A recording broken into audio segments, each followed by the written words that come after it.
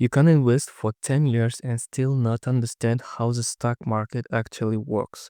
And that's exactly why most people will never become wealthy. This video is for educational purposes only and not financial advice. Imagine buying a house, but you don't know where it is, who built it, or whether it even produces income. That is exactly how most people invest in stocks. Millions of people put money into the stock market every year, but almost nobody understands what they actually own. We are taught that the market is charts. Green candles are good and red one are bad. But the market is not a chart. It's not a casino. It's not a game against other traders. The stock market is a system for owning businesses. Most people watch prices, they watch tickers, they read headlines, but they don't study companies. They know the price of a stock, but they don't know the value of the businesses. A stock is not a lottery ticket.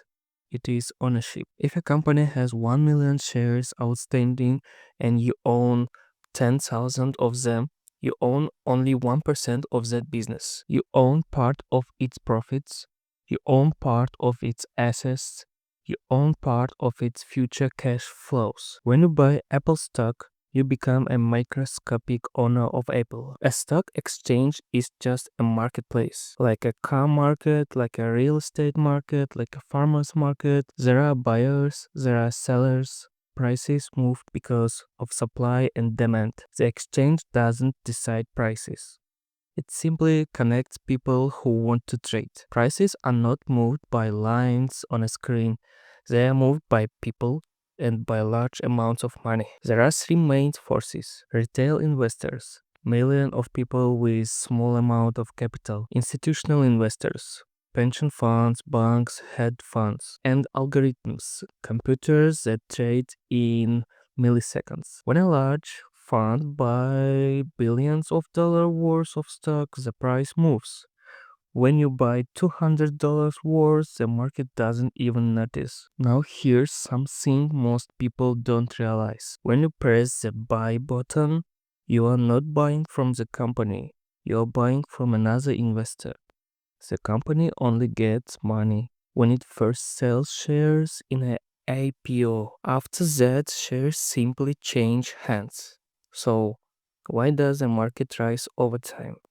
Because businesses create value, people work, technology improves, companies earn more money over time. The market doesn't rise because it's supposed to, it rises because profit grows. Now let's talk about some dangerous myths. Myths 1. You need to trade constantly to make money. Second one, you need to predict tops and bottoms. Third one, higher risk always means higher returns. Reality is different. The best investors make fewer decisions, they hold for years, sometimes decades. Warren Buffett once said, the stock market is a device for transferring money from the impatient to the patient. Peter Lynch said, know what you own and know why you own it. Charlie Munger said, the big money is not in the buying or the selling, but in the waiting.